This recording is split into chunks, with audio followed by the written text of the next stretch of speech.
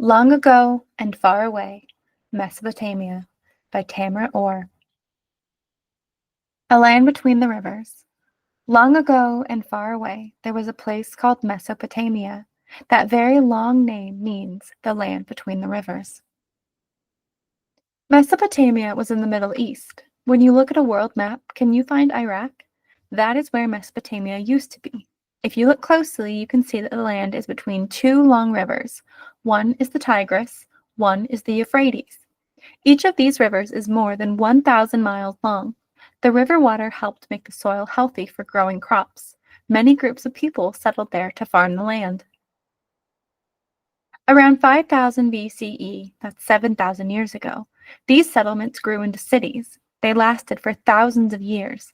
The people were very smart. They had great ideas that are still helpful today. Some of their inventions were so important that Mesopotamia had another name, the cradle of civilization.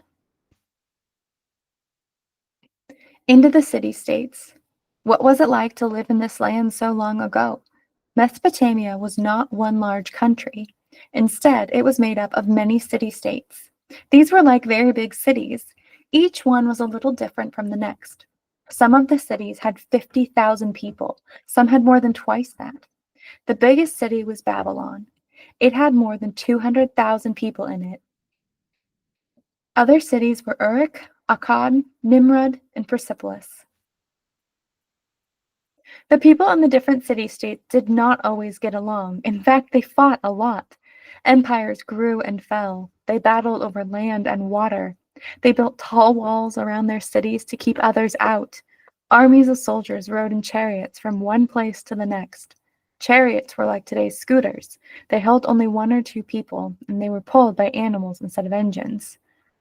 The entrance to city-state Persepolis was called the Gate of the Nations, and it is now being fully restored to its full glory. 2. Of gods and kings.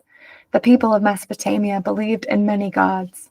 They prayed to them for good crops. They prayed to get better when they were sick. They prayed for more rain or less heat.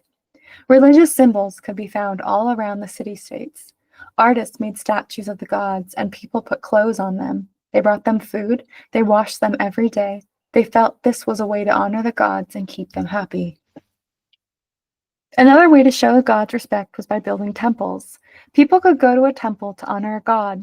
One type of temple is a ziggurat. If you wanted to climb to the top of one, you would need to take a few deep breaths. It would be a long trip. The ziggurat was usually built in the middle of the city-state. It had many levels, and each one was a little smaller than the one below it. On the outside were sets of stairs. The top of the ziggurat was flat. Many buildings surrounded the temples. Schools met in some of these buildings. Priests lived in others. The king also lived in buildings close to the ziggurat. A ruler from the gods. The people of Mesopotamia were ruled by kings. They believed these kings were related to the gods and had great power. Kings lived in fancy palaces with many rooms. In fact, some of the palaces had the first flush toilets in history. They even had marble seats. They told the armies when to fight and where. They also had servants. Many people worked for the rulers, including judges, priests, and scribes. 3. ABC and 1, 2, 3.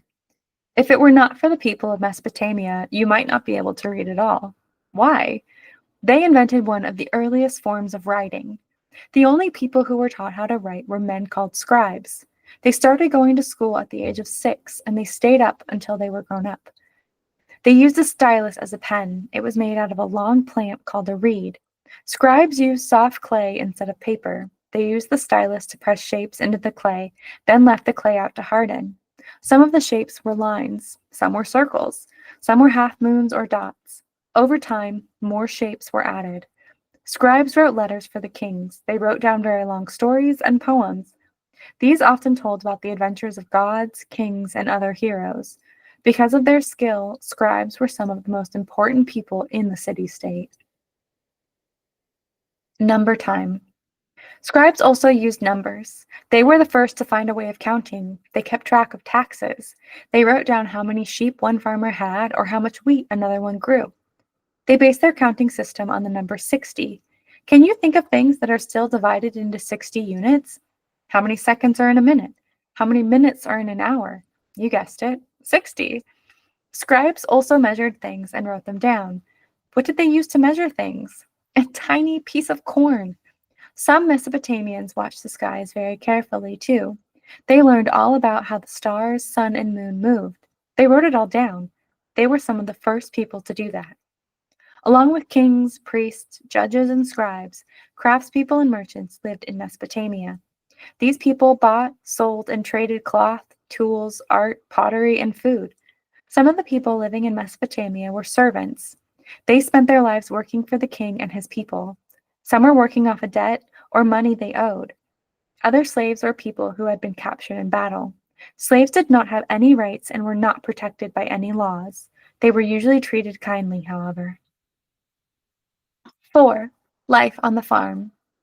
Not everyone lived in palaces and fancy homes like kings, priests, judges, and scribes. Merchants, artists, and slaves lived on farms outside the city-state in small, square houses. A few of the tools they invented changed how farming was done. Some, such as a simple plow, are still being used today. Farmer in Mesopotamia grew wheat and barley. They grew fruit trees and vegetables. They knew that crops needed water. Since they lived between two rivers, water was close, but they had to invent a way to get it to their crops. The farmers dug canals. These allowed the water to run from rivers and springs into the fields. Farmers also set up barrels to collect rain when it fell. Inventing tools. Have you ever seen a plow out in a field? Plows were invented by the Mesopotamians. Cedar plows had long tubes. The seed would drop down the tube. Then it would fall into the soil as the farmer plowed the earth. Mesopotamian farmers also built carts. They started with pieces of wood. They added sides. Then they invented the wheel. They added the wheels to the cart. They were the first people to do this. To carry their foods and other goods up or down the river, the people also built boats. They made rafts out of logs and animal skins. They were the first people to add sails to their boats and make use of the wind. 5. Come in the house. If you were going to build a house, what would you use? What if you lived where there were very few trees or wood? What if there were no stones or rocks? This was the problem for the people in Mesopotamia. What could they use? There were two things they had a lot of: muddy clay from the rivers and reeds, a type of strong, grassy plant. The Mesopotamians bundled bunches of reeds together. They packed and tied them together very tightly, and they used these bundles to make simple homes. Reeds were used to make the roof and doors too. Stronger houses were made when people took muddy clay from the river and mixed it with straw. They shaped this mixture into large blocks and then let the blocks dry in the hot sun. These sturdy blocks were used to build the walls of houses. Houses rarely had windows, as there was no glass yet. Roofs were sometimes flat. Why? In the hot summer months, the family could crawl out on the roof to sleep. It was much cooler there, and who doesn't like to sleep under the stars? Inside most houses, there was very little furniture.